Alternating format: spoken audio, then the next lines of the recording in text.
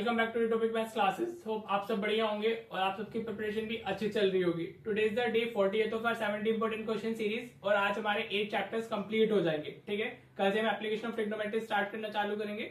हम लोग application of trigonometry, उसके 5 इंपॉर्टेंट क्वेश्चन देखेंगे।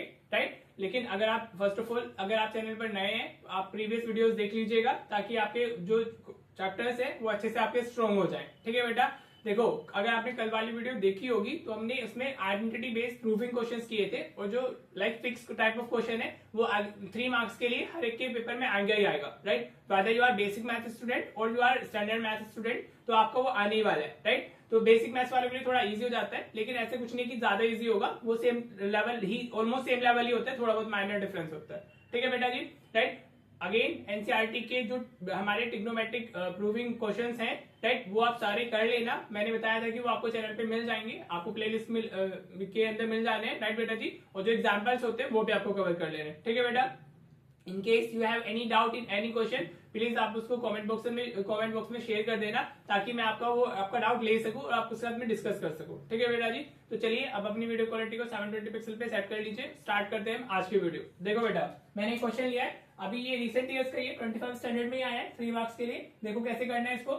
मेनली अगर आपको देखो थोड़ा बेसिक सिंप्लीफिकेशन आता है, कॉमन लेना आता है और आपको आइडेंटिटीज लर्न है तो ये क्वेश्चन इजीली हो जाता है। अगर आपको वो सिंप्लीफिकेशन नहीं आ रहा है और आपको आइडेंटिटीज लर्न नहीं है तो फिर ये हमारा थोड़ा सा मुश्किल हो जाता है। राइट, अब आप देखो भाई एलएचएस इसमें एलएचएस ही लेना पड़ेगा, हमें आरएचएस तो ले ही नहीं सकते टेकिंग एलएचएस क्योंकि वो तो ऑलरेडी 0 ही है ना हमारा। ठीक है, आप इस चीज को वापस लिख दोगे। राइट, मैं अभी नहीं लिख रहा हूँ, मैं ऊपर से इसको सिंप्लीफाई करना चालू कर रहा हूँ। राइट बेटा जी, क्योंकि क्वेश्चन मेरा तो लिखा हुआ है ना, आपका क्वेश्चन आपके क्वेश्चन पेपर पे होगा तो आपको एलएचएस को लिखना होगा। ठीक है बेटा, अब आप देखो अगर मैं देखो न्यूमरेटर से तो मैं कोस थीटा कॉमन ले सकता हूँ।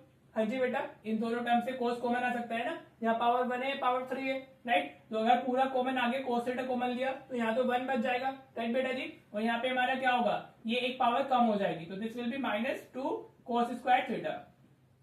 ठीक है बेटा, मैंने जो ये वाली टर्म है इन दोनों से कोस कॉमन लिया है। राइट बेटा जी, सेम एज में नीचे से मैं क्या साइन कॉमन ले लेता हूँ, same he term same type of expression लिखा हुआ है ना, तो साइन थीटा कॉमन लेंगे तो हमारा क्या आ जाएगा 1 - 2 साइन स्क्वायर थीटा रह जाएगा। ठीक है बेटा जी, एक पावर कम हो गई ना।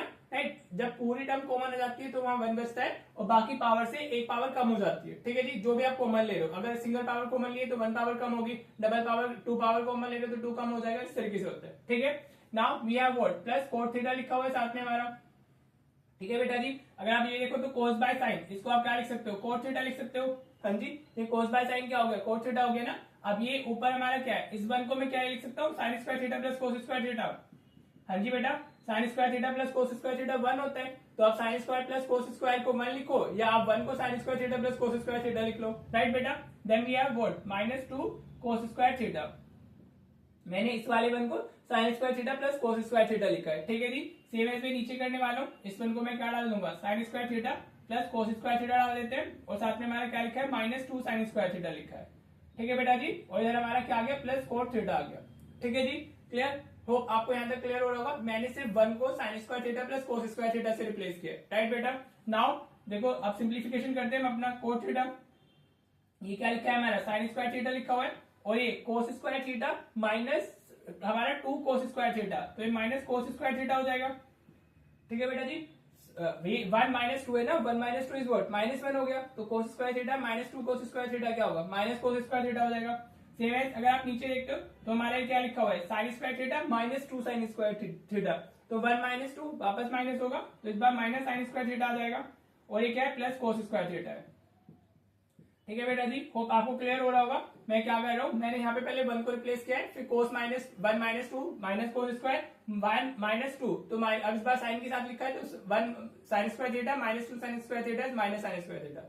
ठीक है बेटा, अगर आप इन दोनों टर्म्स को देखते हो, हाँ जी, तो ये क्या है हमारी एग्जैक्टली सेम टर्म्स है, सिर्फ साइन चेंज है। राइट, तो आप क्या करोगे, आप यहाँ से क्या करो, आप -1 कॉमन ले लो, ऊपर से अगर आप -1 या माइनस कुछ भी लिख सकते हो, माइनस कॉमन लेते हो तो ये हमारा बन जाएगा minus sine square theta, sine change हो जाते हैं माइनस कॉमन लेने पर और ये प्लस cos स्क्वायर थीटा हो जाएगा।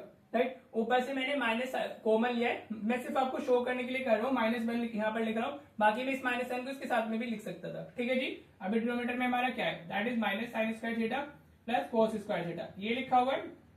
राइट, और साथ में हमारा प्लस cos थीटा लिखा हुआ है। Right. You can see these are the same terms, तो ये कैंसिल हो जाएंगे हमारे, और ये कोट थीटा -1, तो ये क्या आ जाएगा, माइनस कोट थीटा आ जाएगा, और प्लस कोट थीटा लिखा हुआ है हमारा, तो which will be equal to 0 which is equal to RHS, और आप लिख दोगे हेंस प्रूव्ड। ये हेंस प्रूव्ड लिखना भी इंपॉर्टेंट होता है, इसको लिखना ना भूलें। ठीक है बेटा जी, होप आपको अच्छे से क्लियर हो गया होगा कि क्या क्या स्टेप्स हमने किए।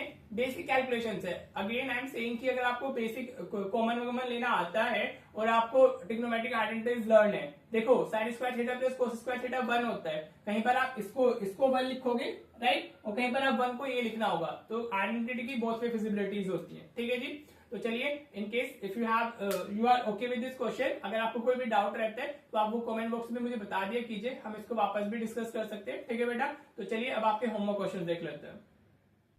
देखो बेटा, ये दोनों आपके होमवर्क क्वेश्चंस हैं, ये तो ऐसा क्वेश्चन एनसीईआरटी का ही है, मैंने चैनल पे कराया हुआ है, राइट। आपको कुछ नहीं करना है, आप सिर्फ कॉन्जुगेट से मल्टीप्लाई करोगे ऊपर नीचे, या आप वहां से देख लेना, फिर भी समझ में आए तो मुझे कमेंट बॉक्स में बता देना। और आइडेंटिटी से इस टाइप के क्वेश्चंस भी आ जाते हैं, जहां पर आपको ऐसे PQ की फॉर्म में या AB या MN कैसे भी फॉर्म में दे देगा, और आपको इसमें इनकी वैल्यू सब्स्टिट्यूट करनी है। पहले LHS सिंप्लीफाई करना, फिर RHS सिंप्लीफाई करना, आपको मिल जाएगा आपका प्रूफ। नहीं मिलता है तो आप मुझे कमेंट सेक्शन में बता दीजिएगा, राइट, मैं इनको आपको करा दूंगा। ठीक है बेटा, देखो इससे आपको मैक्सिमम आपको प्रैक्टिस ही करनी होगी आइडेंटिटी बेस्ड क्वेश्चन से, तभी जाके आपको वो आएंगे। और जैसे मैंने बोला है, या तो आपको आइडेंटिटीज लर्न होनी चाहिए सारी की सारी, और आपको बेसिक कैलकुलेशंस आनी चाहिए, तभी जाकर के प्रूविंग वाले क्वेश्चंस होते हैं। ठीक है बेटा जी, तो अगर आपसे नहीं हो पा रहे होमवर्क क्वेश्चंस तो आप कमेंट बॉक्स में जरूर बताया कीजिए, राइट बेटा जी।